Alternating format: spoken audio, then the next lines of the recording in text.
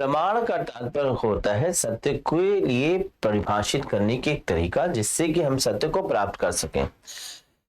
साधारण रूप से एविडेंस, एविडेंस यानी साक्ष्य, साक्ष्य के माध्यम से हम सत्य तक पहुंचते हैं। कोर्ट में कोई केस होता है तो उस केस को सत्य माना जाए, घटना को सत्य मानने के लिए प्रमाण की आवश्यकता होती है। लॉजिक में आजकल ऐसे ही क्वेश्चन पूछे जा रहे हैं जो इंडियन लॉजिक से रिलेटेड है। सत्य को प्राप्त करने के दृष्टिकोण से 6 प्रमाण बताए गए हैं।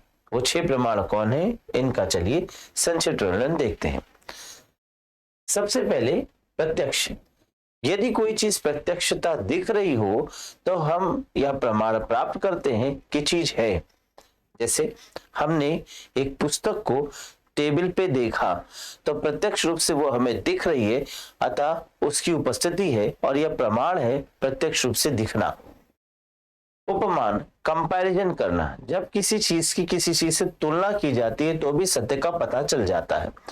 कई बार तुलना के आधार पर सत्य प्राप्त किया जाता है। शब्द, वर्बल टेस्टिमनी। शब्द तो ऑटोमेटिकली सत्य का प्रमाण हो जाते हैं, क्योंकि ये शब्द ये बताते हैं कि ये सत्य है, ऐसा हुआ है। कहीं अगर कोई चीज लिखा है तो डॉक्यूमेंट्री प्रूफ है और इस प्रकार से वो सत्य है। अर्थापत्ति, अर्थापत्ति मतलब अर्थ का निकल के बाहर आना, मीनिंग को क्लियर कर लेना।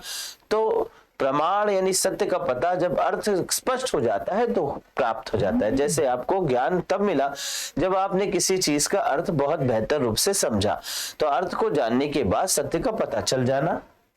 अनुपलब्धि, अनुपलब्धि भी प्रमाण है। जैसे जब कोई चीज ना मिले तो प्रमाणित हो जाता है कि वो चीज वहां नहीं होगी। सपोज करिए कोई छाता किसी स्थान पर रोज लटका रहता है। अब हमारे मस्तिष्क में यह बात है कि छाता वहां रखा होगा दरवाजे के पीछे। अचानक एक बारिश हुई और अंधेरा था, लाइट नहीं थी, तो हमारे मस्तिष्क में गया कि छाता वहीं पीछे रखा होगा। अब हम गए और हमें छाता नहीं मिला, तो जब छाता नहीं मिला तो यह प्रमाण हो गया कि छाता वहां नहीं है। अतः किसी चीज का ना पाया जाना भी यह चीज प्रमाणित होता है कि वो है या नहीं।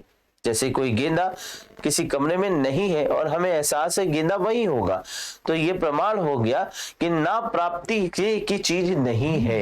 यानी ना प्राप्ति भी प्रमाणित कर देता है कि कोई चीज है या नहीं है। अनुमान, अनुमान से भी प्रमाण हो जाता है। जैसे अगर ये ऐसा था तो इसका मतलब वो व्यक्ति वहां निभजे रहा होगा। अनुमान लगा करके हम प्रमाण करते हैं।